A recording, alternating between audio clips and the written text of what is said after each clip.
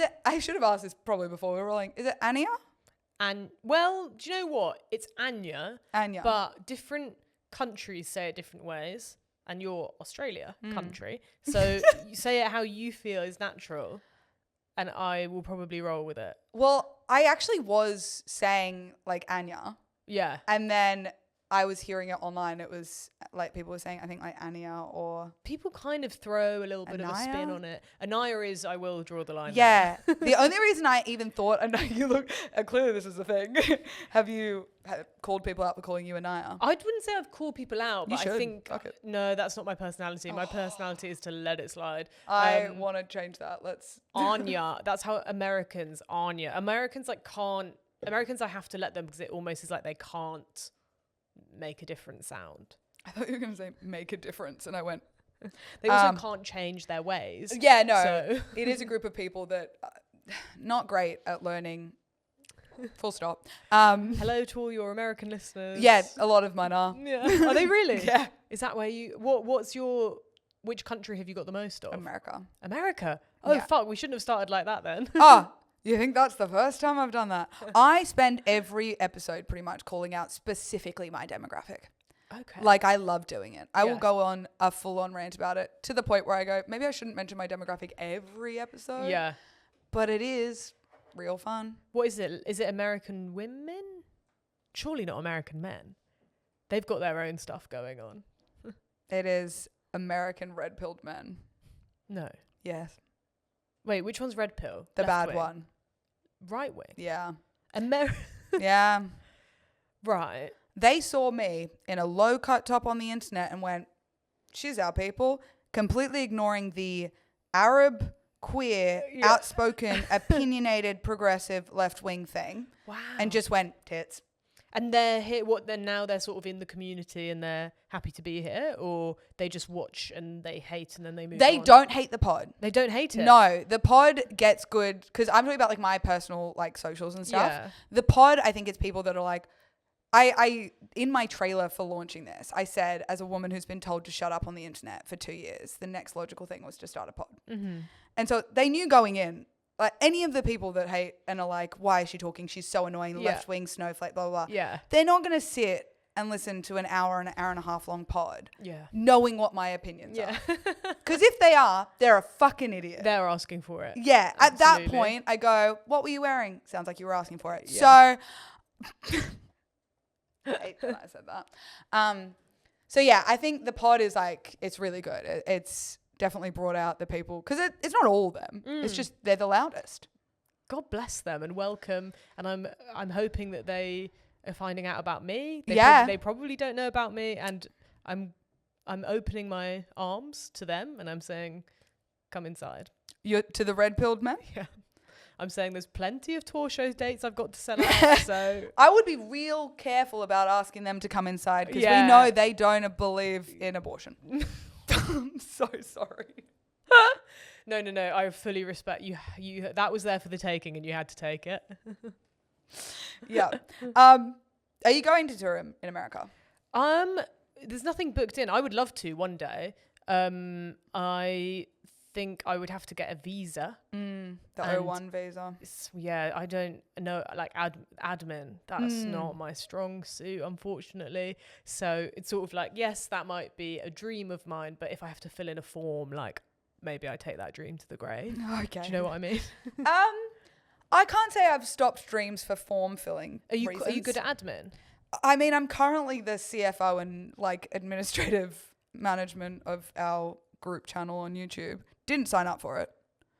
What does that mean, what you just said? So CFO. CFO. Chief Financial Officer. Oh, shit. That's like an actual real one. I mean, I call myself that because I'm the only one who does our finances. Right. I don't have any tertiary education. Didn't go to uni. So I sort of just assumed, based on all the clues that you gave me so far, that you would have ADHD. You would be correct, yes. But how do you do admin? I am so heavily medicated. Okay. Oh, right. Well, if medication's in the picture, obviously I'm filling out a form, but you have to get the medication and stuff. Wow. So you take so much medication that you can do admin really well, not even just get it done. I wouldn't say do it well. I mean, the business hasn't fallen yet. Yeah, that's major. Yeah, no invoices are overdue. No, issues on that side of things. Wow. But I do still have that thing of I very much will put things off to the last minute. Right. Finances is kind of something you can't, because it's like, it's also a weird thing, because it's like I'll get the email from like an invoice from one of our contractors. I'll put it through our accounting software. And it's kind of like, I'm so used to doing that now that it's like very second nature. And it's like once that, and also I know myself, and I'm like, if I don't do it now, someone else, because everyone has access to our emails. It's like all of the team, not just the world. I was going to say, you want to change your password. Yeah, that would be concerning. And so I'm like, I know if I don't grab it now, someone's going to open it and I'm not going to see it. Right. So it's like that pressure's on. But then when it's like, I have a to-do list constantly and it's not being done. Yeah. And then it's like, oh shit, I need this for 2 hours from now. Well, wow. so it's not a foolproof system. It sounds stressful. It sounds like you're living in a constant state of stress, which I do relate to, YeahMad. I've always got like a tax email that I'm like, I don't know what this means, but I'll just let it, like eventually someone will tell me, you have to do this today. Yes. And then I'll do it. Do you have like an accountant? Oh yeah. He is the most patient man in the UK. Yeah. His patience, he's like a sort of Buddhist monk or something. Honestly, the amount of emails, I don't think I really understand receipts. Every time he's like, have you uploaded your receipts to your thing, the special app that I've got you? And I'm like, is it Xero? No. We do use that. That's one of our platforms. Then that's a nightmare as well. I had to learn that system from the invoicing side. Yeah. And let me tell you, didn't expect to be learning that when I left my day job to pursue YouTube and like content. Yeah, you think it was fun. Yeah.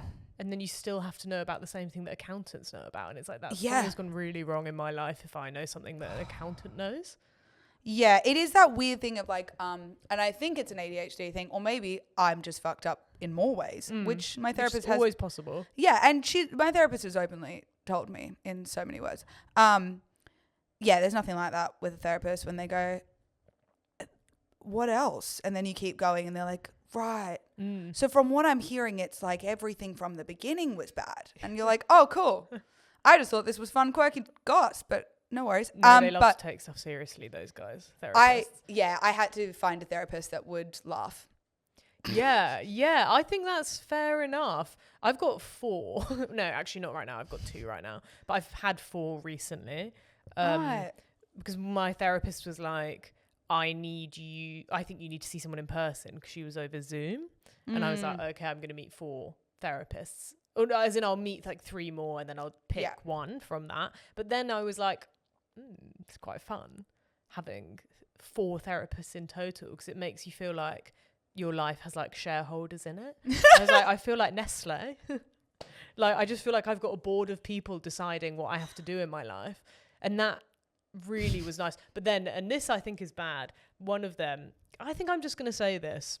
Okay. God bless him. I think it was part of his practice, but he did kiss me on the cheek at the start of every session. Sorry? Yeah.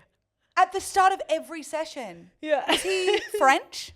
I was desperately trying to figure out if he was sort of French or gay. He wasn't openly either. The idea that someone's not openly French. He was closeted French or closeted gay. I forget we're in England, and that would be something people would probably hide more than being gay. Yeah, so true. Yeah. I was like, I did about 5 sessions with him, and I was like, 5?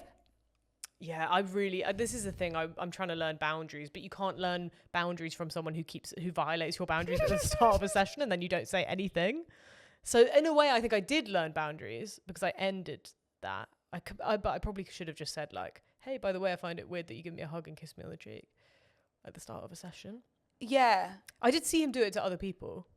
That's not better. Okay. I'm desperately trying to defend him in case he listens to this. He might be one of your red-pilled men. The closeted gay / French psychologist who kisses people on the cheek. Exactly. But now I've got the one that I like the most out of the remaining therapists that have made it through boot camp.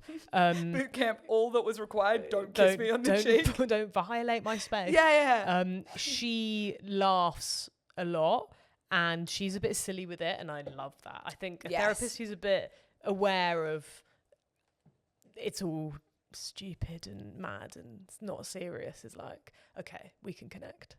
Yeah, that is a very big thing because I've had a lot of therapists. None have kissed me on the cheek, which is crazy. Really? And you've been through them? I've been through therapists. People think I'm a slut on the internet. The reality is I'm a slut with therapists. Yeah. Like I was going to say drive a train through it. God, that's a great way of thinking about it though. Yeah. Or an addict. Therapy addiction is the one thing you can't cure by going to therapy. It's kind of a nightmare. Yeah. I think the issue is it's so like spread, like I don't do it. It wasn't like consistent. It was like I would go like years without going to therapy. I've just been in it since I was 6. And so would you go for like a period of time and then stop? Yes. But is that not okay? Is that not kind of what you're not meant to have it forever, are you? I think so. Not. I think oh God. I know. Fuck. But I also think that like I didn't do it. I had a real knack for finding really bad ones. Right. Like consistently. To the point where I think if I hadn't found my current one, who by the way just broke up with me. So I have got a new one that I am seeing when I get back. Mean? Well, okay. I'm dramatizing it. Yeah, as is your right, absolutely. You're dramatizing. Yeah, it. I think you're doing a play about it. Yeah, I am. I'm writing one as we speak. I'm not a stand-up, but I was like, that is a funny thing to talk about on stage. 100%. I think if I have a few little bits that I know would be funny, and I'm like, I don't want to waste them on a TikTok. Yeah, but also guard that shit with your life. Yeah, but it was like, it took me genuinely like, how old am I? 28. It took me about 20 something years to find a therapist that I was like, I really like this person. They don't have annoying traits that piss me off or like sounds that they make. I know that's sounding nitpicky. I love that you ended because they fully crossed like intimate boundaries, and I went, if they if they make a sound with their mouth that I don't like. I haven't ended things for that. I've ended friendships over that, but I haven't ended. Really? Wow. Yeah, I had a friend who was a really loud open mouth chewer. And what, their personality wasn't good enough to balance it out? No, I loved their personality. Really? Wow. But could you not have just had a friendship where you didn't eat together? No, she really loved eating. It was really difficult. That was a nightmare. There were other things that factored into our friendship inevitably ending, but when I tell you the relief I felt, just over not having to hear her loud chewing anymore. Did you tell her why? So this is the thing. I'm not great at confrontation either. Really? Which is shocking because I seem like I would be really good at it. Well, the fact that you said that you've ended a friendship, I'm like, wow, you must be so sophisticated and good at your life. Yeah, no. I've never ended a friendship like a healthy way, I don't think. Okay, now we're back on the same page. Yeah. No, I'm back in the mix. Yeah, cool. No, never. Right. It's been either like they've ended it in, a way they're like, oh, we should take some space, and I've been heartbroken. Wow. Or it's been a situation where I'm like, it got weird, and then it kind of healed, and then it was weird again, and I was like, oh, we're not good. Yeah, I've had that. Yeah. But that was one of the ones, was the one who was the loud chewer. But before we were friends for like 4 years or something. Yeah. And I remember about year 1 in, I was like, oh, that's going to get to me. And then I was like, no, it's fine. You're not that bad. It's okay. And then I think year 3 approximately, I did kind of ask her in a nice way about the open mouth chewing. And she went, I really enjoy the feeling of like having food in my mouth and like chewing and enjoying my food. Like letting the air run through my mouth. I don't know. And I feel like I'm being way too specific. She's going to know it's her. Well, yeah, because no one else in the world has ever said that. Well, her actual wording was she really enjoys her mouth being full, which I was like, well, that's dirty. But yeah. Save it for the bedroom, girl. Yeah. Wow, that is fascinating. Because I kind of always assume that people who are making noises in public spaces, food, like whatever, on the train, I always assume that they're so disconnected from themselves that they don't know how much noise they're making. Yes. But that's interesting that there's probably a subcategory of people who are getting off on the fact that they love making noise. Yeah. I don't know if it was like she just was like, there's also a part of it where I'm like, was it a pretty privileged thing? Where she was just pretty, and so therefore she knew that she could get away with eating like that. Or did she not know that she ate like that? And then when I brought it up, she was like, it was just not a thing that she ever really knew about, so she didn't care. I don't know. I like the feeling of that's really fat. She sounds like a very interesting character. She had her moments for sure, yeah. And she was really hot. Yeah. Yeah, I think we got to stop letting hot people get away with stuff like that. Dude, I'm not joking. I'm done. Yeah. I'm done with like conventionally hot people Yeah. who grew up conventionally hot, Yeah. who never had an ugly face. Yeah, never had to put a shift in personality-wise. Bro, and you know what's even fucking worse? When they've also got a really good personality and they're funny. I'm like, you don't get everything. It's better. It's better when they do have that. Yeah. I actually take it back. It's not worse. It's better when they at least have a personality because you're like, oh, Thank God. yeah, Yeah. I can hang out with you. Yeah. But yeah, people that just didn't, they were like, I've been fine. The amount of times I put up with... There are times I've been in conversations at parties with people and I've just been like in that conversation for like an hour. And afterwards I'm like, wait, that conversation was actually bad, but they were hot. So I was happy for that hour. I was just looking at them being like, guess we're having a nice time. And then afterwards I'm like, that was some of the most boring chat I've ever had in my life. It's not good. It's so bad. Also, I would let them get away with anything. No, not quite that. But do you know what I mean when you're like... Oh, I was going to go further and be like, no, I would. And I have. I saw this... Why do I sound like this right now? I saw this... do you know the comedian Kat Cohen? She's so funny. Yes. Is she English? She's American, but she does gigs in England as well. Thank you. She has a bit which I saw on it. In a little bit, please, just a second. Thank you. Oh, yes. I saw a clip she posted on Instagram where she's talking about how when you watch a Netflix documentary about a killer to see how hot they are, and if they're hot, it's like it kind of makes it okay what they did. Yeah. And I was like, that's such a true observation. 100%. It is, yeah. Unfortunately, it is like, oh, this is the worst serial killer in the world, and it's because they're like a butt ugly fucking old guy. Yeah. But then it's like, Jeffrey Dahmer was apparently quite nice sometimes. Yeah. And it's like, just because Zac Efron who played him, right? In the was it? I think so. Is it I that don't one? know. I just watched that film, The Roof Man, where Channing Tatum is playing a guy who's like a nice criminal. Right. And that guy got lucky with Channing Tatum being cast as him. Oh, okay. They show the photos at the end side by side and you're like, right. How much say did you have in this? Why are you showing me Evan Peters? Oh, then who did? Because Zac Efron did do. Zac Efron did a killer for sure. Yeah. It's part of like when you break out of the Disney mold. You have to play a killer. Who? It was Ted Bundy. Ted Bundy. Was he Shout hot? out. Was he a what? Was he hot? No. I No, mean, he wasn't. I hot. wouldn't say no. Okay. He's not bad. I mean, if he's for a killer, I mean, killers are people. so This is a true. hot take, by the Killers are way. people too. Killers are people. Oh God, no! What was I saying? I need to get off that. How did we get onto this? I have no. I was talking about the loud show. Oh, ending a therapists. friendship. Oh, Yeah. therapist. Yeah. Yes. Okay, we're back. Yeah. Yeah. So I was in and out of therapy from the age of 6 for a multitude of reasons. But yeah, it was one of those things where it was like I would see, obviously when I was 6, it was a child therapist. Mm-hmm. And that was for like a very specific thing of like having night terrors because my sister decided to play a prank on me and convince me when she was babysitting me that someone was breaking in trying to murder me. Oh, God, And I was 6. Yeah. It was fun. It was great. Also, she wasn't that old. She was 10. What were you doing? Yeah. So that was the whole thing. I thought people were trying to kill me for like years. I actually had my dad took me to the London dungeons when I was like 8, and then I thought Jack the Ripper was going to come and kill me in the night, and my mum was so pissed off. Yeah. Yeah. That feels too young. I think there must be something in your head at that age, like we were similar ages, where the night is like a little bit scary. So then anything that kind of tips you over the edge, you're like, nope, well, that's it. I'm going to die. Yeah. I'm going to die in the night now. That's actually probably is a psychological thing. Yeah, there must where be it's like, something around that age. yeah, because you do. It's like, yeah, you're already scared of the dark a little bit. Yeah. And then if you bring in just one thing to fear. The concept of murder. Yeah, that's all it was, just introducing us to the dark, concept. so they can do it in the dark, I guess. Yeah. Yeah. That is really interesting. I hadn't thought about that. That was like, look, I'm probably a child psychologist. yeah, I'll do the grief counselling. Yeah. And then you can do the child psychology. Yeah. Weird little thing we've got going on here. Don't know why. But yeah, so I was in and out, and then I don't know, I just had a really bad one for like a long time who I genuinely think should lose his license. Really? Yeah, it was like, didn't cross boundaries like that, but in Yeah. other ways, he like was seeing me, and then he was seeing my mum and my dad as like a marriage counselor, but then he was seeing my sister as her therapist, and then also seeing us as a family therapist. Same dude. Wow. And it's like, that's a conflict of interest alone. Yeah.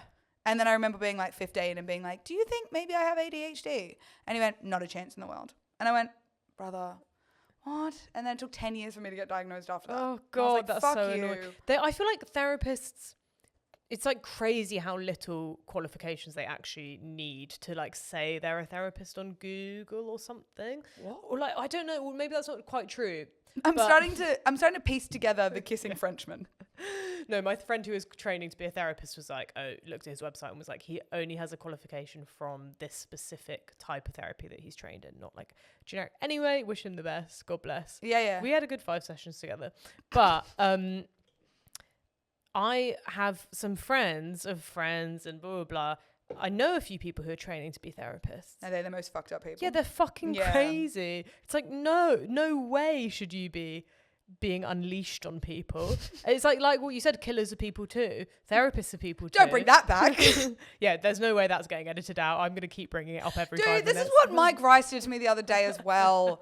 I said one thing and I overshared, and I've gotten to a place now where I've been doing the podcast for like, this is the second round of filming. Yeah. And the first round, more interview style. And this time I'm like, fuck it. Yeah, who gives a shit? And I'm admitting shit that probably I don't need to necessarily admit on the internet for people to hear, and to be just on there forever.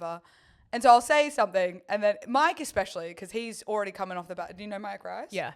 He's coming in hot. Yeah. So it's like you're already at that comfort level where you're like, well, we're already joking about this. Yeah. And then I said something, and then I was like, that's going to not make the edit. And then he proceeds to bring it up throughout the rest of the episode. Yeah, so it quite had right. to make the edit. And I was like, fucking damn it. So that's going to be a thing. Killers are people too. Killers That's are people too. That's this episode's version. Yeah. And they can be hot. They can be hot, they can be people, but so can therapists. And therapists, like, yeah, like, they have their own shit going on, and it is quite like, ugh. Can't you just like power down at the end of my session? You try and be your therapist's favorite client. Oh, 100%. Yeah. And I think I am. I think so. Or I think at least the one that I'm thinking of has a soft spot for me. But I just get that energy. She gave me chocolate once. Ooh. Yeah. That is interesting. Yeah. Because they don't normally do that. Yeah. So why did she just had a box of chocolates on her? no, she just gave me some. We were doing a session. Actually, I saw her for a bit as a couples therapist as well as a single, and so we were doing a session where it was me and then couples therapy afterwards. And then she gave me a bit of chocolate in between. Well, she definitely had her favorite in that. Yeah, I was situation. like, great, I'm gonna go into this hard, knowing that she's got my back. Which is not what a couples therapist should be doing. Yeah, we don't do that couples therapy anymore. But Yeah. still in a couple, so I was gonna ask, and I was like, that's the grief thing again. I'm like, I'm Yeah. gonna let you let me know if we're gonna ask this. yeah. It's couple's fine. Mm. Did a bit of therapy, and then was like, actually, maybe we don't need it. Oh, Yeah. because you guys are just like that strong now. No, I think Okay. no, Never mind. maybe. Well, I guess I wouldn't. I think it was just like, oh, we probably both shouldn't see my therapist because it is like That having is something. a home advantage. Yeah. So also we have done couples therapy at different points in our relationship, and it's helpful for a bit, and then it just kind of is like, okay, we're done with that now. We can kind of ride it out for a bit, and then maybe in like another 2 years we might need to do it again. Like, Okay. I think I don't know. I feel like that's better than the alternative of stopping couples therapy because you've broken up, which I feel like is 100% agree. another reason. And also, I can't afford to do couples therapy alongside solo therapy for my whole life. So this is kind of the best situation for me. I also think that's kind of good because Yeah. I feel like maybe, and I could be wrong, I have no evidence to back this, and also this might sound really shitty, but I feel like if you're doing couples therapy every single week for your entire relationship, you're going to find shit that you didn't have. Yeah, totally. It's You'll going to just be like digging stuff up to get your money's worth. Yeah. It's like, we weren't arguing about plants. Now we're burning them together. Like, I don't know what's happened here. Yeah. So I think that actually kind of does sound good. Yeah. Especially if you've built a good like foundation. Yeah, I think she was good. She was helpful for a bit, and then it was like, okay, that's enough. That's Yeah. enough from you. Yeah. We'll get down to it now. So couples therapy with the boyfriend. How long have you guys been together? I said boyfriend. I don't know if you said boyfriend. It is partner. boyfriend. Spoiler alert. But I Yeah. am bisexual. I know. Spoiler alert that way. I did know all of this. I really led you to believe I didn't. I did know all of Thank this. God That what? that you knew that all. Yes. I knew You've it all. done your research on the only part of my personality, which is being bisexual and having a boyfriend. So yeah, how long have we been out? going out. Yeah, I was like, what? 3 years? Okay. 4 years, maybe? 4 years in next year. So 3 years. So 3 years. Also, I think it's very funny that you think your only part of your personality is being bisexual with a boyfriend, because some would say that is just being a bisexual woman. I know. I have so much biphobia about it. Please don't. Internalized. Yeah. I know the shouldn't. internalized biphobia. Yeah. I live through the internalized biphobia Yeah. every day. But I think it is also like, I make a lot of jokes about it in my comedy as well. So sometimes I like, and then sometimes it's funny because depending on where you do those jokes, I think if you do those jokes in like a largely straight crowd, they all kind of laugh because they all kind of think it. But then if you do biphobic jokes at a queer gig, everyone makes such a point not to laugh at them. Also, I'm saying biphobic jokes like about myself, like I'm not like hating on the community. Well, I would hope not. Yeah, I'm doing quite like hateful stuff that's really bombing. No idea why. It's external biphobia. You're like, I'm an out bisexual and God, I fucking hate us. I mean, that is the joke, That's right? funny, actually. I'll try that. Yeah. It is the joke. It's like the gayer you are or the more in the scene you are, the more homophobic you become.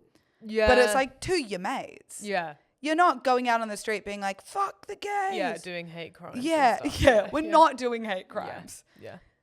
Killers are people. Hate crimes, still no. Yeah. We draw the line somewhere, thanks, guys. It is at hate crimes, but specifically for queer. Actually, no, I was kidding. That's so bad. I'm going to let you just keep digging. I'm Thank gonna you. Tap out. Awesome. I'm so glad. That's great. Yeah, the publicist now, you're like, I can't keep digging, unfortunately. I'm like, oh, God damn it. No, dig this hole with me. I'm not. My hands are off the spade. The spade is all yours. To the biphobic jokes. Yeah. I mean, I don't know. I think it's funny. Sometimes they're not biphobic, but I guess they're jokes I always try and joke from my personal experience and true feelings that I feel. And sometimes I do feel I feel sometimes embarrassed at being in a queer space or worried about being in a queer space with having a boyfriend. Not that I would bring him to them. God, no. Keep him at home locked up. But where he belongs. But I think maybe that's less and less now that I'm like just in that relationship and I've kind of settled into it. And I'm like, that's fine. I still fancy women, obviously. Like, I think there's a part of you, maybe when you get into a relationship early on I don't know if this would happen the other way, but like, I guess in bisexuality, there's kind of always a whole kettle of fish that you're not fishing in, sort of thing. Yes. So you always feel like you're missing out. You've got FOMO no matter which way you're swinging. So I think once you realize like, no, okay, I still do fancy everyone. Not everyone.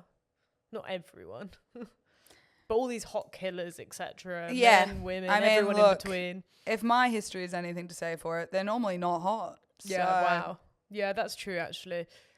I definitely am finding hot people more attractive these days. Same. No, same. Also, I would like it known, it wasn't even like I was finding ugly people hot. Yeah. I wasn't. I was just... You were just doing it anyway. Yeah. And that is on low self-esteem. Yeah, 100%. But you know, I am really at the moment starting to appreciate classic hotness. I know we said classic hot people need to stop earlier on. Did we? Oh, we did. Well, no, those are the people that have pretty privilege, no personality, and also... You can be conventionally hot now. It's when you've never had an ugly face. Got it. That's what annoys me. Yes. I'm like, what do you fucking mean? Yeah, totally. But no, I get that. But nowadays, I guess basically when I was growing up, I definitely thought like I would always go for the kind of spindly little man, guy-wise. And girl-wise, I guess it would be kind of like... slightly mask person. Right. Whereas now I just got very distracted by the screen because it zoomed in so far. God, I was like, well, yeah. What was I saying? Oh yeah, I saw recently nowadays people I find hot, like ripped men and beautiful women with long hair. I saw this woman on the bus with a beret and like long hair and red lipstick, and I was like, I'm in love. So now I'm sort of going for these like really traditional feminine and masculine people. It's quite interesting. Maybe I'm becoming a Tory. Do you know about Tories? I know what a Tory is. Okay, good. I know. I'm concerned. Yeah. Also, the fact that being attracted to conventionally attractive people, it makes you a Tory. It kind of does, though. Do you know what I mean? Or Yeah. like a woman with red lipstick on is like, oh, okay, you're voting Tory I'm not now. wearing red lipstick. It's a lip stain. Is yours red? It's like a It's a hue. nice colour. Thank you. It's a lip stain because I fucking hate lipstick. Yeah. I can't do it. It stresses me out. I get overwhelmed. I don't know. So I'm like, lip stains is Lip stains. where I'm at. Lip stains. Shout out lip stains. Yeah, they're not gonna. Shout out killers. Shout out lip stains. Lip stain kind of sounds like it would be a drag queen name, or like a gay pub. Yeah. It'd be a gay bar. Yeah, like lip stain in are you going lip stain in Hackney? Yeah, Tonight? It's like, no, I got with too many people there last time. I can't show my face. definitely not a story from my past at all. Specifically lip stain. Yeah. You've never been to lip stain in your life. No, God no. Fuck, I can't even remember what I was gonna say now.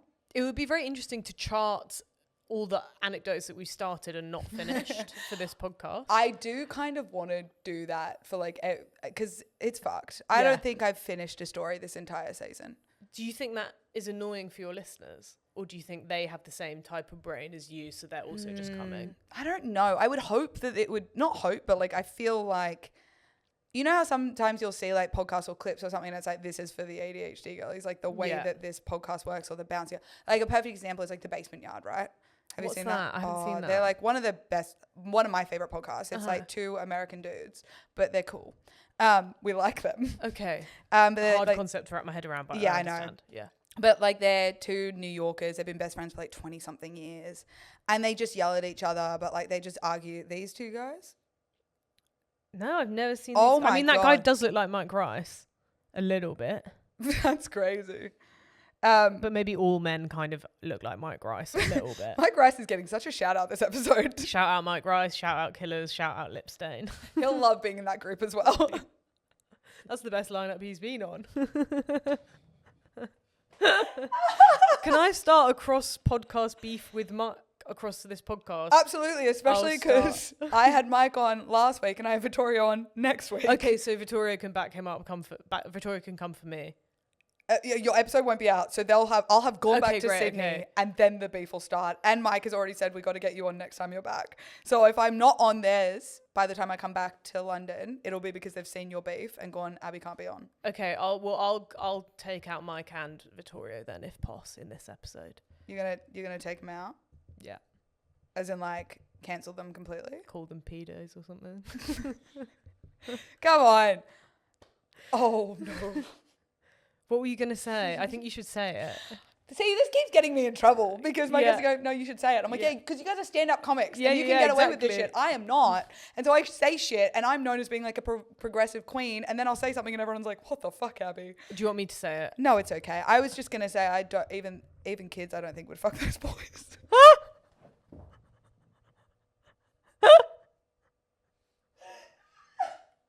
Oh, that's so funny. I also love that it implies that the kids are like the kids are into the pedos. It's a real layered joke, that one. They'll love that though. I know. The thing about Mike and Vittoria is they will love that. Oh, 100% they'll love that. The audience won't, but they will absolutely love that. Well, it's time to say goodbye to the audience and hello to Mike and Vittoria, your new 2 listeners. Your only 2 listeners left after this episode. That's all I was hoping for, really. It's great as well because I know like most of the comedy scene in Sydney is very small, or in Australia in general, but like people think London's comedy scene is big, which it is. It's so much bigger than a lot, but everyone knows each other. Yeah, Or has pretty at least much. met each other. Yeah, definitely. So it's like pretty much every comedian I've had on knows like the other guests that I'm mentioning or whatever. Yeah. And it's so funny because you're the first who's actually called them out. Someone's got to do it. And I'm here for it. Like, those, you know what? These 2 straight white men with the fucking pods, call them out. Let's go. Oh no, I love them. I love them. actually I do. find them very funny, but It's annoying. They're very funny. yeah, they need. I think you constantly need to just make them feel a little bit on edge. Yeah. They need to be knocked down a peg every so often. Yeah, They're getting too big for their britches. That's what I'm I've saying. come on this podcast to do. That's what my publicist gets me podcast booking around London, so that I can go and podcast and call Mike and Vittorio stuff. I'm not going to repeat the pedos word because I'm trying to think of something new and more inventive. But pedos is funny. Yeah, So it's just got it's such a good one. It's so classic. But it's And funny. pedos are people. What? Pedos are people too. Pedos are people too. Oh, Well, God. that's true. That is a fact. Fortunately. I feel like in America, pedos is like less of a thing you can joke about. I feel like in the UK, like nonce culture, Nonce pedos, culture. it's very like, it's like very British. It's always, I don't think it's actually a new thing. I will agree that I think nonce culture is very British. Thank you. It's one Historically. of our great exports. We've had some of the best pedos. But do you know what I mean? Like, Some of the best is crazy. I think the Catholic Church has probably beaten that. That's true. The Catholic Church kind of. By the way, your publicist went from like not really paying attention to head in hands. And that is great. This wasn't a gotcha podcast. She's doing it all herself. Yeah, you just wind me up and watch me go, and I'll get there in the end. But I think, because there's a TV show called Brass Eye. I can't remember exactly when it was from. What words are you saying? Brass Eye. Brass. Like. Oh, brass. Like yeah, that, like the metal. that sort of thing. And then I. Oh, thank you. I Brass did eye. actually need the charades because I was hearing, because I don't know what I was hearing. Anyway, I was hearing like brass size for some reason. It's a TV show from the olden days, maybe the 90s or 80s. I think it's 90s, isn't it? How old are you? 27. Okay. But it has a very famous, funny episode on pedos in the UK, and it's like a very iconic TV show. So it's like pedos have been funny for at least 20 years, is what I'm saying, and that's my point. There we go. I don't know this It's up on the screen. What? It's worth watching. If you are liking the pedo jokes that I'd be making, you guys should check out Brass Eye. That's my other plug. What was your first plug? I guess for the tour that I'm doing. Oh yeah, that's true. But this can be secondary if you like. So first of all, check out, if you like the pedo jokes I'm doing, check out Brass Eye, and then if you like Brass Eye, you can check out my tour. Which is touring across the UK. I've got it on Ireland. the screen. Yes. UK and Ireland with the new show Peach Fuzz Peach Fuzz.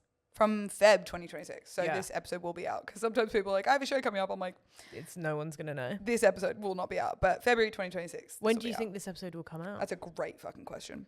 No clue. It's not under your remit as CFO of Wrong company YouTube. of YouTube in general. I think I met the CFO of YouTube today. That's what I'm going to say when I get home. And she was wearing no bra and a certified yapper shirt and talking about pedos. And you know what? Sounds about right. Yeah, kind of. Yeah. YouTube kind of is. Sorry to bring it back once again to pedos. We got to move on. Do we? I think it's a whole pedo. You think maybe let's go deeper. Let's get deeper into it. Deeper into pedo podcast. That's terrifying.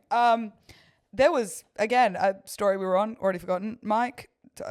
It must have been before Mike. Yeah. Can you remember a time Pre-Mike. before we were talking about Mike? I can't. Neither. I know. No. Therapy. Yeah. Couples therapy. The boyfriend bisexuality. I like that we're actively plotting out the points of this. Yeah. Which is a very ADHD. I didn't even ask if you have ADHD. I just assumed. Well, I don't have it. Yeah, I've never been diagnosed with it, Oh. but I guess I'm on a waiting list, I think. Because in the UK, it's like a really long waiting list to do it on the NHS. Right. And I Get joined diagnosed. that waiting list, ages I ago. thought you just meant I'm on a waiting list to be like, there's only certain amount of people that can have ADHD. I got to wait for some people to die. Yeah. And knowing ADHD people, they will. They will, but also they're old, and old people don't have ADHD, only Gen Z. Yes. So it's a bit of a struggle. Same with the autism stuff. I think I have something wrong, for sure. Hey, ADHD isn't wrong. It's wrong, and I got it. No, it's not wrong, but you know what I mean? No, like, absolutely is I wrong. I definitely- fucking wish my brain could hold a thought. It'd be great. I don't feel neurotypical when I compare myself to like the average person. Like when sometimes I see people just like, well, sometimes you meet someone who's so normal and happy and well adjusted, and I go, our brains cannot have the same chemicals in no way. Yeah, no, absolutely. But I don't know what I have. And do you ever feel like it's hard to tell what is ADHD and what is like owning a phone? Yeah. Yeah, growing up on like with the internet. really online and stuff. 100%. Yeah, because I definitely think some of it is that, and like if I didn't have, when I haven't had my phone, actually is that true? I'm trying to think of if I've gone away and like put my phone away for the day, I do think my like concentration can go up quite a bit.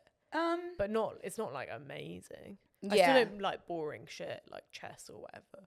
I actually liked chess growing up. You did? Yeah. Really? Yeah, I was in chess club. Were you? I was not cool. And I don't know how many times I can clarify this for people because people continuously... That was going to sound so arrogant. People always think I'm cool. No, as in like I was talking about going to 4 high schools to someone the other day. And they're like, damn, you got kicked out of 4 schools. I was like, no, I got bullied out of 4 schools. And I'm like, people really have the wrong image. So yeah, I was in chess club. I rode horses. I read. You're a horse girl. Yeah, and I read a lot. Fuck. This was my childhood. I never met a real life horse girl as That's an me, adult. baby. Do 7 you still years. do it? No, I haven't been on a horse in a while. Because I'm going back to summer in Sydney. So I'll go back and probably go for some trail rides. But Oh, do you have a horse? no, I just go to like a stable and all that. Wow. There's like a lot of like farm and stuff. And was being horse girl a big part of your personality? Not when I would say like not when I was actually like riding horses like later on, because I was riding them until I was probably like, yeah, I rode them on and off from like, again, like 6, 7. I did like lessons and stuff until maybe like 14, 15. But Pretty substantial. yeah. And it was like off and on with like different things. I don't know what I'm trying to say. But I definitely, when I was riding them, it wasn't like a big part of my personality. If anything, I don't think I really spoke about it It's to kind people. of your little secret. Yeah, because also it's a very like rich person behavior, like activity. Right. I thought I was going to say, is that in the UK? Yeah. But I kind of guess in Australia, everyone has more space. to There have a is more horse? space, but like owning a horse is really expensive in general. Right, so it's right. like, unless you're on a farm, Yeah. which I wasn't, I was in the city. So it's like, there's a lot of horse stables and stuff around, but it's like owning a horse is expensive. I didn't own a horse. What's so expensive about owning a horse? You have to brush its hair and stuff. Yeah, yeah. Loads of shampoo and conditioner. So much. It's so expensive. My God. I was going to say something about shoes, which is a stupid joke.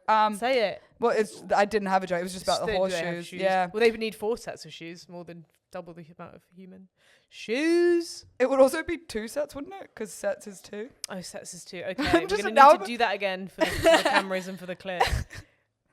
If we got that joke right, that could be a viral joke. That could It be a would have viral been, moment yeah. for sure. That's all right. I think we're okay. We're openly calling out 2 other comedians for being pedos. I think we're all right on the virality side of things. By the way, I don't think that. Well, actually, no. We said we don't think they're pedos because we don't think. I like that you're saying don't think. Pretty sure. Well, I can't give 100%. That's so certainty true. on You're not in their anything. brain. Like, you don't know. If I came on this podcast and said, I'm 100% sure Mike Rice and Victoria are not pedos, I think you'd be like, who's paid you to say that?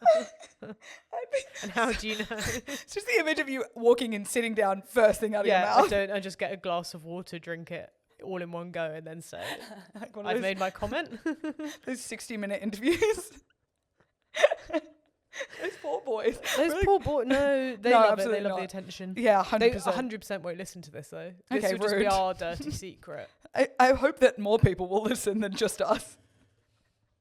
Maybe, fingers crossed. I mean, my podcasts have always tend to be just get a couple core listeners. Oh, Get yeah, to because you know did them. have a pod.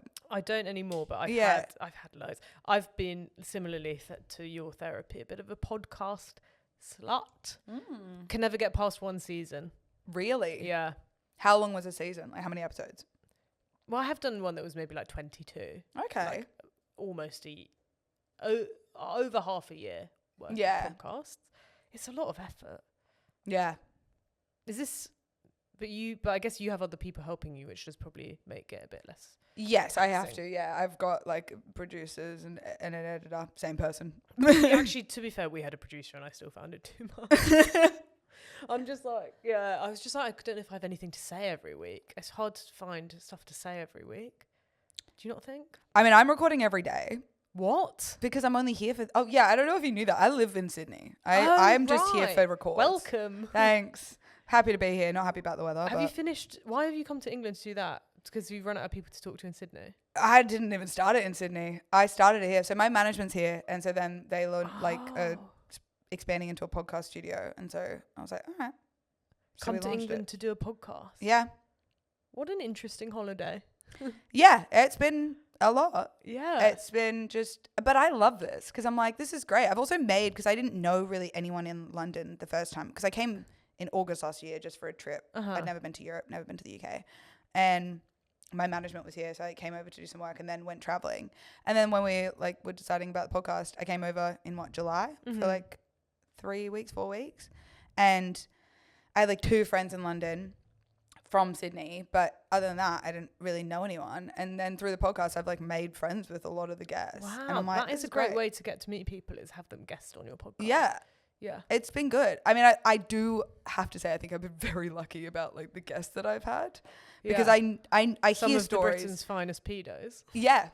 And that's actually I what the fucked call up, out I is. said the Britons. I didn't even notice. See, this is how I know, like, you've got, because obviously we haven't even spoken about anything on my list, and that's okay. I love this. And I also like that it's being zoomed into, as if to say, get on with that.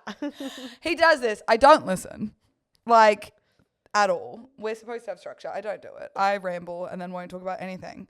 And now I can see that you're like reading it. You're like, oh, I didn't understand what one of those words was, but I got it now. Oh, which word? No, I'm not gonna say. Please. NBs? Yep. Yeah, that's okay. I always write it as NB. The letters. I think people do. I don't know if that's an Aussie thing. No, I have seen it. It Okay. just also because half of it is cut off, I couldn't really see. I was wondering what. It kind of looks like an upside down word. Yeah, it does, doesn't it? So that's fair. Sibney. Oh no, that's backwards. Well, this is good. This is why I don't consult my notes, because actually it just throws me off. They're hard to read. They're written in backwards letters. No, what I was going to say about the notes was that I just dribbled a little bit onto myself, but I don't think it actually hit the top. I think I'm. Yeah, Oh no, it did. It did. Okay. Sorry, I'm back. No, it's gone on my chin. is you've been doing Taskmaster, I have been doing Taskmaster, which I'm sure you're, absolutely not tired of talking about to every single person that you interact with. I'm actually not. Really? I always am up for talking about it. Oh, because I don't want to be that thing that's like, so tell me about the thing that everyone's asking you about. Because I'm like, I know sometimes you get tired of telling the story, but if you love talking about it, well, but the reason I brought it up was you being like, oh, I fucked that joke up. I'm like, I feel like now that you do so much more like mainstream TV and stuff, you're so much probably more conscious of being like, oh, fuck. Yeah. Like, let's retake, or not even retake it, but Well, yeah, 'cause, like Taskmaster is a little bit less like that because you don't do any retakes or anything. Really? Like, it's just, you do it. So we can't retake that. No. In Taskmaster, that would make the edit. I think I've seen a clip of you knocking someone. Oh, for sure, yeah. I'm always knocking stuff over and falling over and stuff. That's actually an ADHD thing. Well, yeah, this is the thing. I am finding out all parts of my personality are a symptom of a disease. A disease. Well, a brain disease. that's a crazy way of phrasing it. I'm going to start calling What's it that. it called? What would you Disorder? call it? Disorder. Yeah, that's the word I was looking for, not disease. It's the last D. Yeah. But you just kind of redo stuff. You don't redo stuff. You do it authentically and they film it, and that is what makes it funny and good, I think. But then sometimes, I guess like, yeah, in the studio bit when you're, again, similarly, you don't really do a retake or whatever. So if you kind of stumble over a joke, it is a bit like, whoops. I don't think that happened loads. I feel like that just happens. Like, I'm stumbling over my words today, I think, because I'm about to get my period. And I feel like you get really I get really uncoordinated when I'm about to get my period, including in my mouth. Maybe not phrasing. You up, boys? She says after talking about her 3-year-long relationship. And also, boys, the internalized... And NBs, who and I know women. about now. And women, of course. Well, women don't have to queue. Women don't have to queue. That should be the title of something. Yeah. It's a great title. Whereas actually they do, because of the queue for the women's toilets. Oh, it's insane. It's topical sort of humour about being a woman. What was I saying? Oh, yeah, Taskmaster. Oh, yeah, you don't... It's bad. It's kind of annoying if you fuck stuff up. But then I think you also kind of have so much adrenaline and stuff that you don't really... Whereas now I just think my body is ready to crash out really hard. Like I cannot string a sentence together. Oh, it's taking me so much concentration to say a word in the right order. That's me. Yeah. Often. And it goes one of two ways where it's like, it can be, I mean, both ways. I normally can't string things together correctly or how I want them to come out. Like my brain, I think it happened, maybe it was yesterday or this morning. We were here in the studio prepping or talking about something, and I literally said a sentence and I skipped like 3 words in the sentence because my brain was moving so quickly that it was like not like I skipped all like the filler words. Yeah. So it just was like, get ready. And then it's like, it was weird. I know what you mean. 'Cause sometimes when I'm writing, my brain is faster than my pen. My pen is like 5 words behind. Yes. Or like maybe even more, maybe like 10, a sentence behind what I'm thinking in my brain. And it's so frustrating. But I found that if I'm really, really hungover, then they sync up. Really? Yeah, like if I'm hungover and really exhausted, then my brain slows down so that I could write. Oh, the brain fog Yeah. of like being hungover. That actually, I hadn't thought about that. It's weird. I don't think that's how I should live my life. Being Like, hungover? Yeah, I'm not going to get hungover just so that I can keep in sync with my own handwriting. I mean, how much are you handwriting stuff? I handwrite every day. Yeah, I love it. The police The come police to coming arrest to arrest you. me. Quite right. Take me. I love it. I think it's so much better than typing for like coming up with something creative. It's actually funny that I'm calling you out for this because I handwrite my to-do lists and all my notes. So I don't know exactly. why I'm like, wow, that's crazy because I do Yeah, it you too. came for me hard. I really did. And immediately was like, is this even my opinion? No. I guess Do you ever do that? Yeah. Oh yeah. Just start an opinion and then be like, I don't think that. Yeah. And Yeah. you're like, something has fed this to me on the internet or somewhere. And you're like, this is not my opinion. This is not my stance. Also, sometimes you just have a reaction to something and then you're like, I actually do that thing as well. Yeah. Or Yeah. you're like, I actually don't have this. I don't care. Yeah. You like have a big reaction. Then you're like, wait, this doesn't affect me Yes. at all. Yes, I think it's good to have an opinion. I definitely was like a bit of a opinionless, or like my natural state growing up was like I don't want to have an opinion, don't like conflict, don't want to draw attention to myself, very you shy. pick me. I wasn't well, I probably was, I guess. If you're shy, I don't think you're normally a pick me. I wasn't an extroverted pick me, but I was probably like a shy pick me with like if a guy did eventually approach me, I'd be a bit like, I know about the Arctic monkeys. Do you know what I mean? Yeah. Yeah. I was attracting some old men. Yeah, the Arctic monkeys was a crazy one. I was like, why was that? I was attracting Mike Rice. No. But Taskmaster, yeah, so is it still airing? Episodes are it's still still coming airing. There's a couple. It might not be when this comes out, but right as at time of recording, there are 3 episodes to go, including one coming out tonight, which is correct, I think. And it's great. I mean, it's weird. It's gone out really fast. Like it felt, because the process started over a year ago. In July last year is when I found out I was going to be on it. Shit. Then I was obviously like, this is the best news ever. Like, my dream is to be on it. So that was amazing. Then I filmed it in November, January, December. That's not the order of the months. I also didn't We did clock that. November, January, and then we went back and did some in December, and then a bit in February just to spice it up. And then you film the in-studio bit in May, and then now it goes out. So it's like really spread out over a long time. So then I think when it eventually is going to finish, it's going to feel like, oh shit. Which is quite soon, like 3 weeks. Yeah. That's crazy. In 3 weeks, I'm going to be a nobody. I don't think that's You're going to need to get this out in 3 weeks. All right, copy. We'll write that down. Make sure to get it out. People are going to forget who I am. On the final release night. What? That wasn't the sentence. Oh, look. You're in a safe This is space great. here.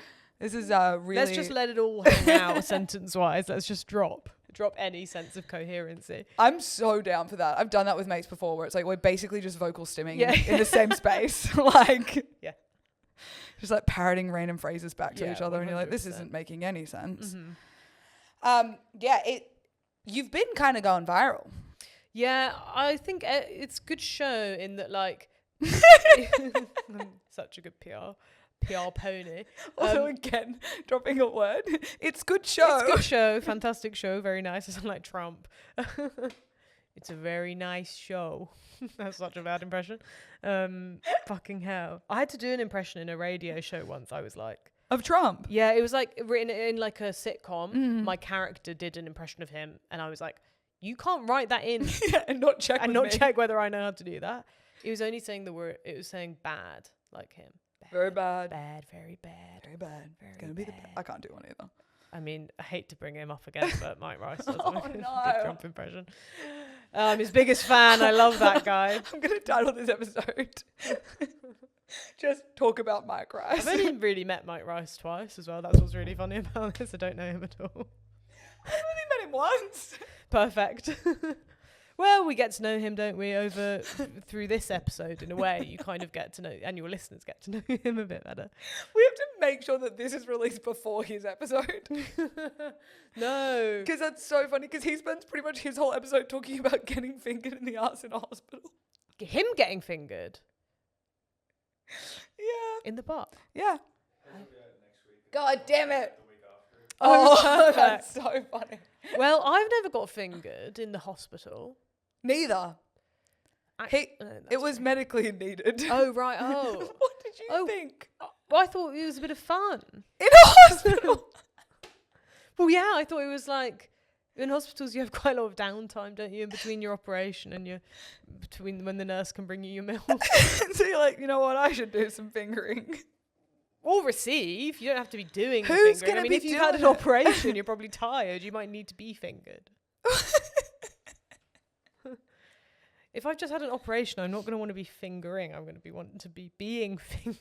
Is that what you're going to be wanting post-op? You're like, my post-op care is being fingered. By a consultant, a registered consultant professional with a degree. Is that too much to ask of the NHS? Psychologist. Yeah, he's back. He's back. He's kissing me on the cheek. Yeah, no, he got medically needed a finger up his ass by a doctor. Okay, right. Well, that's a lot less of an interesting story to me. I don't know. He was high on morphine, and it was in a hallway because they didn't have any rooms. Okay, I'm back in. And it was a really hot doctor. This sounds like a great episode. I'm going to have to... Thanks. You're plugging your most recent episode of the podcast. Oh, I am. Yeah, the last episode. I'm plugging my tour, Brass Eye, and Mike Rice's episode as well. Yeah, that's what this episode was about, actually. I just wanted more plugging. I don't think I mentioned Mike Rice at all on Taskmaster now, I come to think of it. So That's we're crazy. going to have to get them to edit that in before the last episodes come out. Do some ADR. Just add in Mike Rice. But anyway, it was a privilege to be on Taskmaster.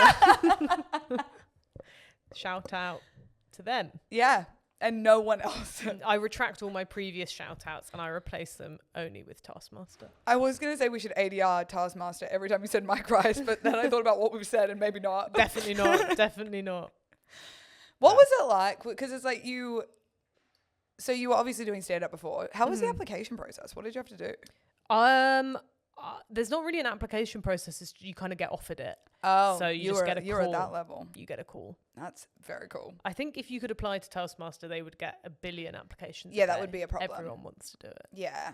Yeah. I was thinking more like an agent call out, like where they just go to certain comedy agents and I think they kind of assume that everyone, I think maybe at my level, they assume you want to do it because it's good for your career. I think if you're like a top actor or comedian, they probably go to them and ask, Yeah, can we want this person? Like Reese, who's on my series, who's a national treasure. Yeah. I think for him, they went to him and his double act partner and said, would you guys want to do it? And then one of them did it first and then Reese did it later.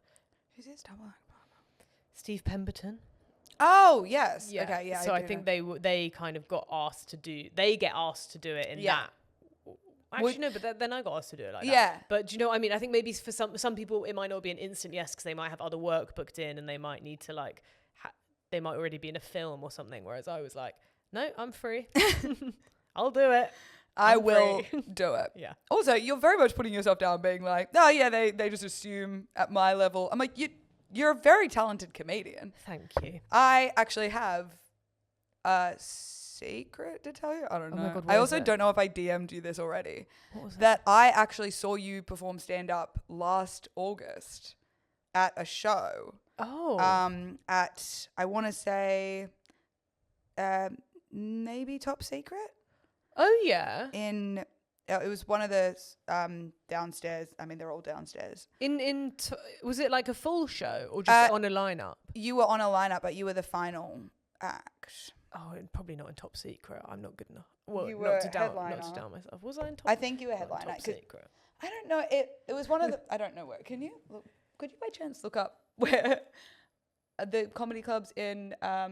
It was not Angel. I feel like it was in the city the whole place is a city. I mean, But, I don't need to know. I'm just trying to figure out if it's I somewhere where I also would have wanna done know. well or not. I'm trying to. It was really good. Was it good? It Okay, was thank you. fantastic. Thank That you. was, yeah, I've kind of ruined the secret by really focusing on this part of it, which is not important. It's part. also it's what I really thought Secret was going to be something. No, I don't know much why. Juicier. Yeah, I'm so sorry. But I did, yeah, I saw you perform because, like, yeah, I was in London traveling. Oh, nice. And then I was, like, going to this comedy gig and I saw you on, like, on the lineup. And I genuinely left that being like, you were fucking incredible. Oh, thank you. And I That's had really been following nice. you on Instagram since then. Oh my God. Yeah. That's so. Can you remember any of the stuff I spoke about? Yes. What was you I speaking spoke about a vibrator. Oh yeah. You did the big bit. Oh, It was your, like, final part. Yeah, is that that in will be it. Is that in your stand-up Not this. special? That's from my previous show. Okay, so cool.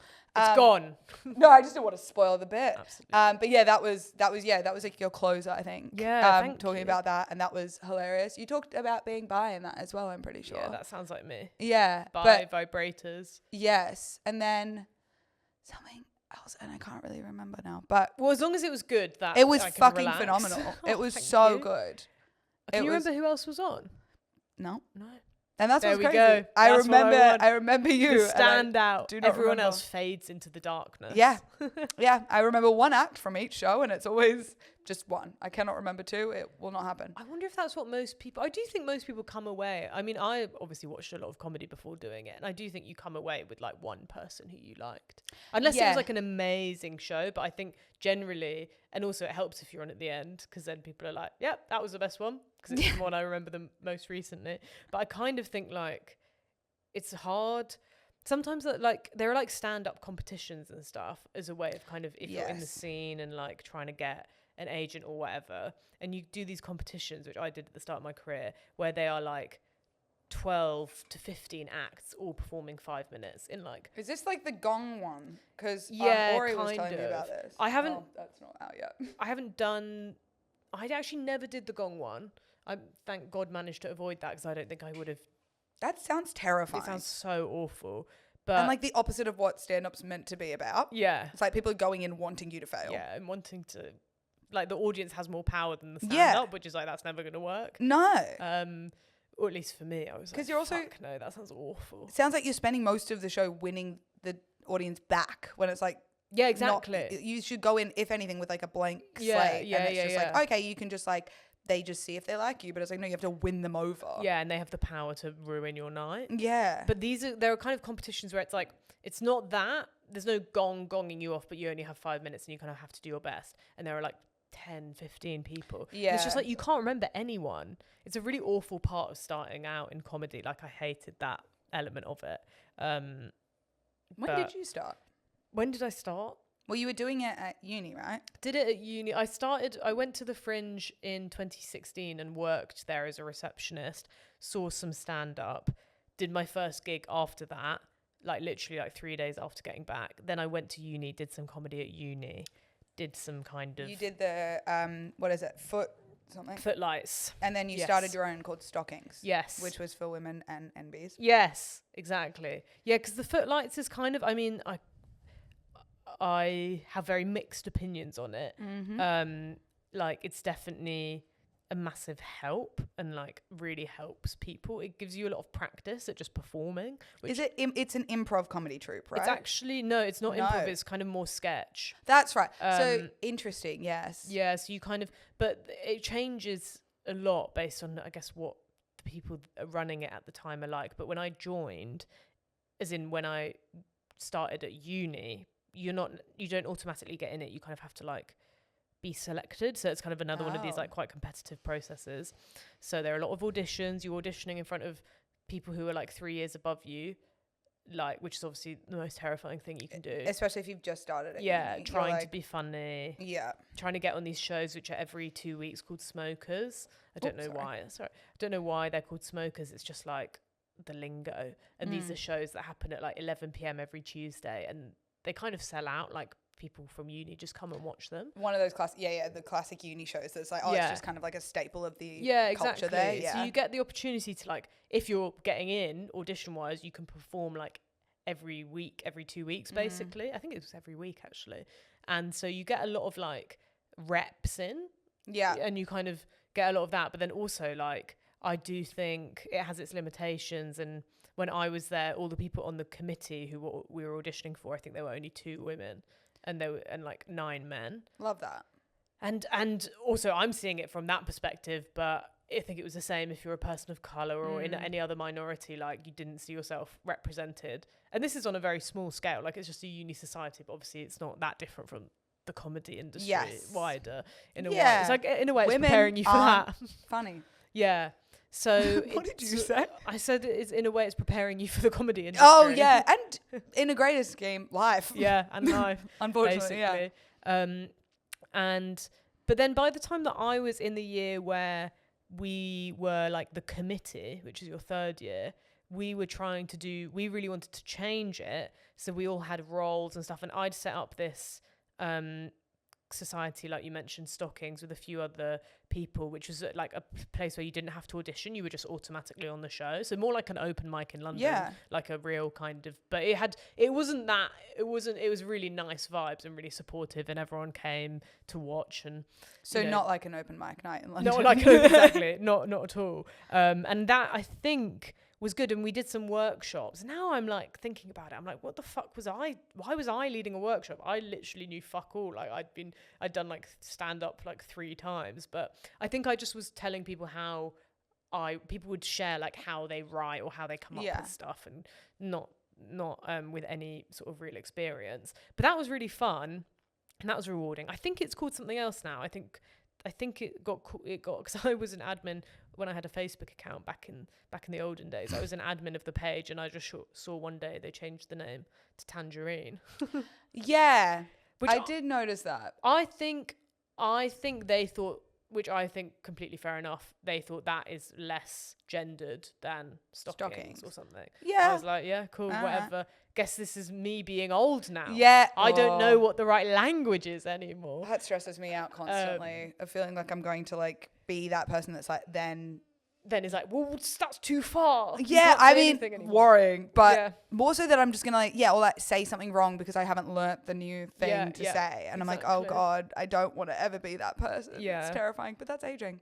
And on that lovely fun note, do you have, obviously you've had an insane year. We were talking about this before we started, and then completely forgot.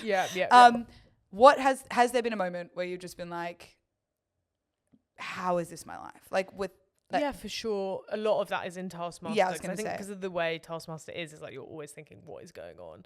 There was one where this task has come out now, and it's the episode from last week. The task was to like dribble a portrait of your hero.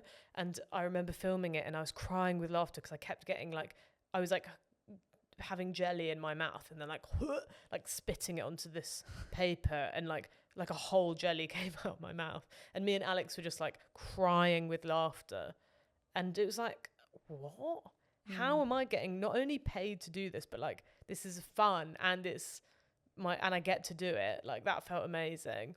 Also, when you're recording, the thing that I found really weird was when you're recording in the studio for Taskmaster, I'm first in the row, so I've got like a direct view of Alex and Greg, and the camera that films Alex and Greg is like from my side. So like what you're looking at is exactly the same as what you see when you watch it on TV.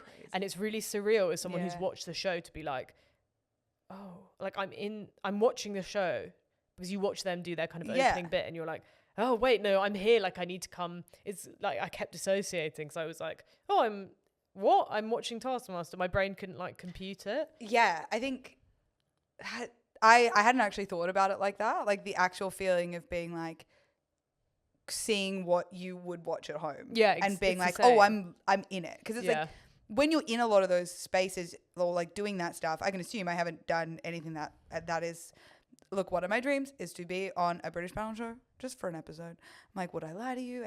I love all of that. Don't go episode, go series regular or nothing. I am consistently being told that I am not funny. I don't know. You are funny. By the guys back home. I mean, it's a running joke. And also men on the internet, which is not my shout out. It's not who I want to find me funny. Yeah, quite right. And I will say it's been very nice here, because every single comedian I've had on has been like, we should be getting you doing stand up. And I was like, thanks. But it's also very hard and scary. But But I can't remember. Oh, yeah, like when you watch, like, yeah, I haven't been in those environments, but I feel like even on sets and stuff, it's like it is very different when you're on the set filming it versus like how it looks at home. Yeah. But you being in that specific spot, seeing exactly it was the same. that would probably trip me out for a bit. Yeah, because you're right. Like it's like when you're in the space and you're like, oh right, it's a studio. It's like you kind of do this readapting where you're like, right, it's not exactly how I imagined it, and this is different, and then you see the shot and you're like, oh, that's exactly the same. Like I'm back in it. Yeah. So yeah, probably that I would say. All the Taskmaster stuff is very, very surreal. I think that's probably the best answer I can give you. No, and I think that's a great answer. I was going to ask more about like meeting these comedians that you'd been watching for so long, but I think you kind of answered it where it's like you just kind of you realize in the moment that you're just working with them and you're hanging out with them. You just get on, and it's like it's funny because I guess like you kind of that show very quickly puts you into a situation where you're doing something, and so you can't overthink and you just have to go. And so like I think that kind of short circuits any like social awkwardness or like anything that might, if you were just having lunch with someone and you're like, oh, I don't know, what do we talk about? Like you just have instantly bonded because you've all done this mad thing together. Yeah, I think it's kind of like you're almost trauma bonding. Yeah, well, basically, I was circling around that word. Oh, no, it is, you're trauma bonding because you've had to spit out jelly together. And that's trauma. It is a form It's of a real trauma. trauma. But it's also fucking hilarious Yeah. and so entertaining. Like the whole show is great and you are fucking great on it. Thank you. The amount of like, I've seen some of the full episodes, but also the amount of fucking clips, like it is getting to a point where I'm like, hey, can you get off my For You page? Oh, thank please. God I'm on there. I must be coming up directly for you because some of those clips are not doing well. I sound like I'm your stalker now. I love it. Between I'd love some the stalkers. show, No, Joking. No. Joking. Yeah, no, like especially you on Taskmaster, like those clips, That's good. they are everywhere all the time. Glad I to cannot see it. escape it. You are probably the exact demographic that my TikTok is trying to send people to. Really? Just like another, because I guess we're kind of similar demographic, I would say. Yeah, I would say we're probably bang on the same. Yeah, so I think it's just being like, well, you're probably like this. Yeah, that is true. I never think about that it's like, oh, not everyone is seeing that. Yeah, it's mad when you try and have a conversation with someone about what you think is a viral video, and it's like no one else has seen this. It's scary. Yeah. Sometimes I go, oh, cool, no worries. Yeah. I'll just... Turns out I'm the most specific. Yeah, that's fine. And then you find your people and you're like, oh, you guys get me. It's okay. Exactly. We're on the same exact, well, the title of this podcast, which I really keep forgetting, is Don't Get Me Started. Oh, yes. And it's about stupid rants. Now, everyone is going negative. That's okay. It can be an angry rant. We have kind of made it sound like it has to be. Also because I can't think of positive rants. Yeah. But yeah, it wasn't meant to be like things that I fucking hate. It was just meant to be like stupid topic. Like I think the one I keep coming back to as an example, and the listeners have heard it so much, but like, is that Goldilocks shouldn't have been named Goldilocks. Because it just really annoys me. It's got nothing to do with her story. Her golden locks has nothing to do with her story. Right. Whereas Rapunzel should be called Goldilocks. So what do you think Goldilocks should be called? I don't Porridge. fucking care. Go. Bear? Porridge bitch. Maybe. Porridge Got bitch. it. I think porridge bitch is good. Yeah. I think that's got a nice ring to it. You wanted to encapsulate something about her being. Well, that's what they Picky do with... bitch. Picky bitch is good. Well, no, that's what they do with... She's a pick-me girl. Should be pick-me girl. Yeah. That is kind of it. Right, okay, I get you. 'Cause like, Snow White. Yeah. Snow White, Belle literally means beauty. Okay, well, I have a rant. I wouldn't say it's that specific. That's okay. Mine's normally pretty niche. Okay. So that's okay. You go. Should I go first? Do you do one as well? It depends if I have one. I do have one really quick one from today. Okay. That has just reminded me of, which is when people hold the door open for you, but they're really far, like you're quite far away. And then you have to do that little run. Yeah. And you're like, thank you. And it's like... That was, hell what you did for me. I hated that. Yeah. But then you have to not only thank them, but run and then look like an idiot. Because it's like, it's not a like full sprinting distance. Yeah. But it's just that little like shuffle. Hate it. Oh, do you know what? That's actually just made me change mine, I think. Okay. I think I've got a new... Okay, this is kind of off the back of that one. I think that... Because my other one was really broad. That's okay. It can be both. I've had someone do 6 before. Well, I'll do these two at least. But that made me think of one which I've been experiencing recently, which is when you go to the loo in the cinema and you have to come back and you have to walk up back to your seat, and it's like I either have to run back to my seat to get there in time, or I have to like slowly walk whilst everyone in the cinema is like looking at me. I can't look at the screen where I want to know what's going on in the film, but I have to play it cool. I have to walk up, get back in my seat, and if you have to cross the screen, yeah, that's bad. And you either have to be like standing proud, just being like, I don't give a fuck, or you have to crouch down like a fucking cuck. And it's like, there is no good option. We should be able to be parachuted in back to our seats from the toilet. I was talking about this. I went to the cinema with a friend and I was telling him that I feel this. And then it was one of the fancy cinemas where they bring you food. Yeah. And they brought in our food. And they were honestly like cockroaches, the way they went under the screen. They were like flat. It was like they must employ the people at the Curzon because they can go flat back. They literally it was like incredible that I was like, that's definitely what they do at their job interviews. It's just be like, how low can you go? To limbo. Yeah. That's the job interview, is limbo. Exactly. So that's my first rant. I love that because it is that feeling of it's like embarrassing. It's so embarrassing. And you're like, but we all I'm sorry that you guys have a bigger bladder and you don't need to pee. Yeah. It's fucking movies are so long. So long. I'm sorry. It's nice to just break it up and go look at the toilet for a bit. Yeah. We should bring back intermissions for movies. 1,000% agree. I would love that. Yeah. But yeah, it is that thing. And then you're like, you can't look at the screen. So you have to do that. But then also if you run, you're drawing too much attention to yourself. You're so right for this. And I will say, I used to work at the cinema and I worked in the fancy one. Did you? And I was not good at crouching. I think I was just fully walking in front of people. I did not care. Yeah. I was like, well, I respect that. I was like, no, I'm here. You want your chips? Take them. Yeah, I respect that. Yeah. You can't be in a cinema where the food is being brought to you and complain that someone is cutting off like that much of the screen. Yeah. At that point, you've got to take a look at your life and go, I am grateful for this. Yeah, that's where you start to go, okay, I either need to be rich enough to afford a home cinema or I need to stop complaining. Yeah, exactly. Yeah. What was your other one? My other one is breakfast. Okay. I hate it. No, I fucking agree. Yes, okay. Well, so let me talk to you about why Please. I cannot find the right breakfast. I have to eat, I mean, we all kind of have to eat this, but I have to eat a high protein breakfast because I have PCOS, which is... I have that as well. Do you? Of course you do. This demographic has PCOS. It's just us. This whole episode is us realizing we're basically the same person. I'm just in the Australian font. Well, so we're meant to have like high protein. Didn't know that. Well, yeah. I mean, I've done so much research into it because it's like, I was like, I don't want to be ill, or even though I don't really feel. Anyway, do you know what I mean? I do actually. Yeah. Yeah, and so I was just like. I mean, my sub rant of this is PCOS and how you have to do all the research yourself instead of being because there's no research. Told. Yeah. So have to have a high protein breakfast. Ideally, there's this woman on Instagram called the Glucose Goddess who I respect and love, but she thinks it's better to have, and I think probably studies show it's better to have a savory breakfast.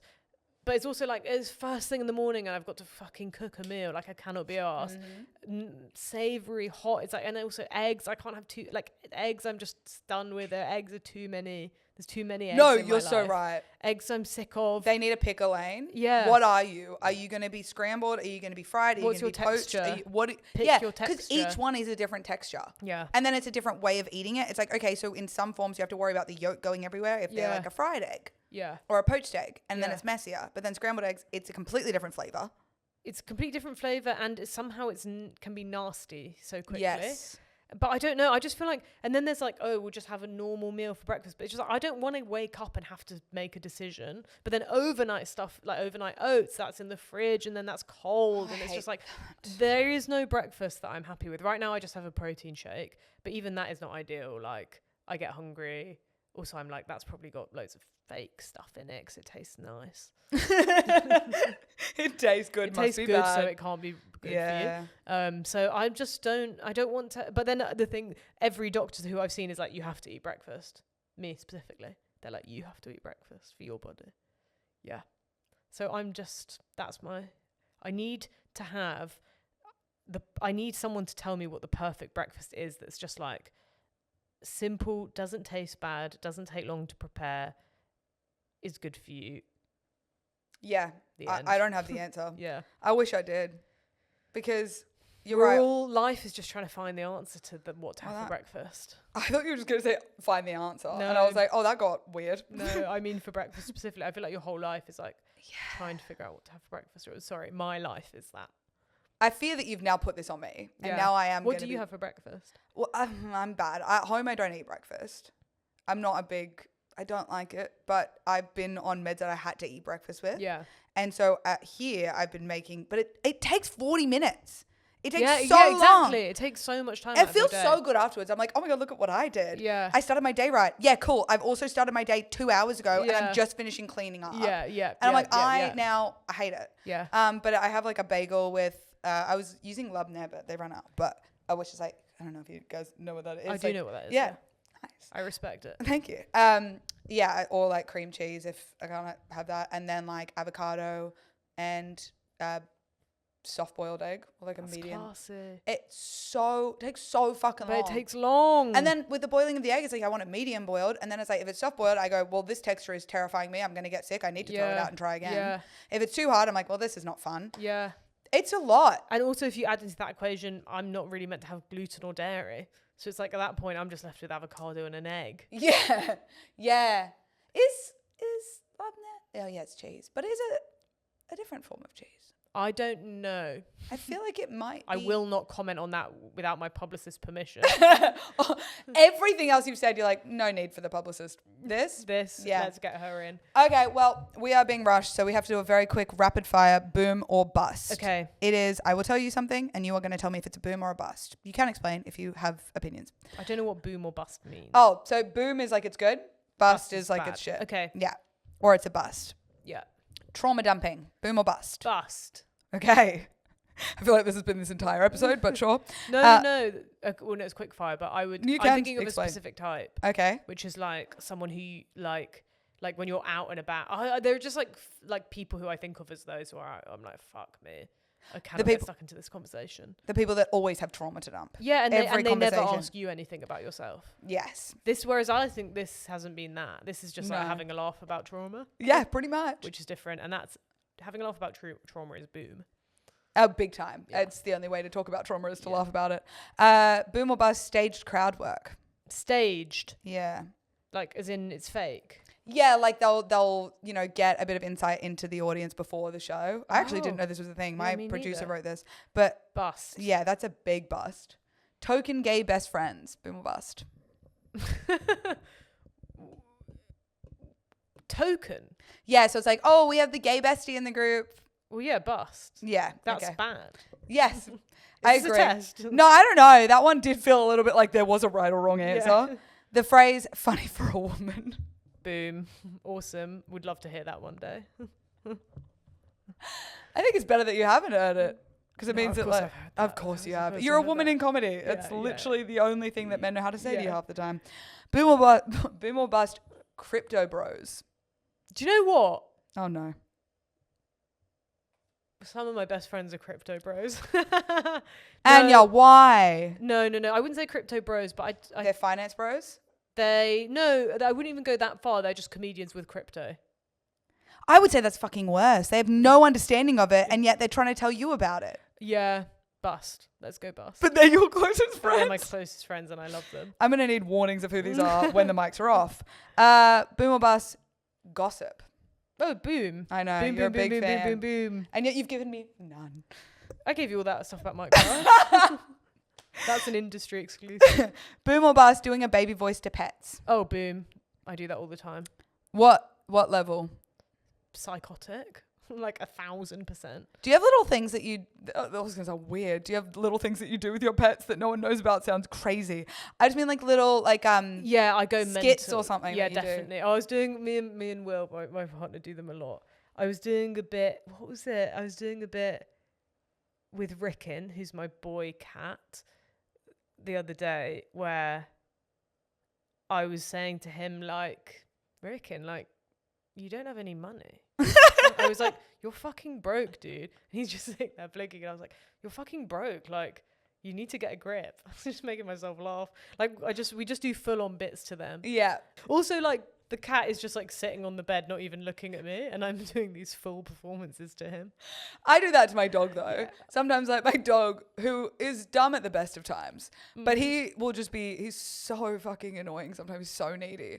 And so he'll just be like chilling and I'll be like, Chip, I think we need to talk about your issues because you seem too attached and I fear this is an anxious attachment. Just me and him. At home. Yeah. But one of the things I do, it's great. And also you feel like you're killing it. You feel like you're killing the room. Oh God, I'm the funniest I've ever been when it's just me and my cat.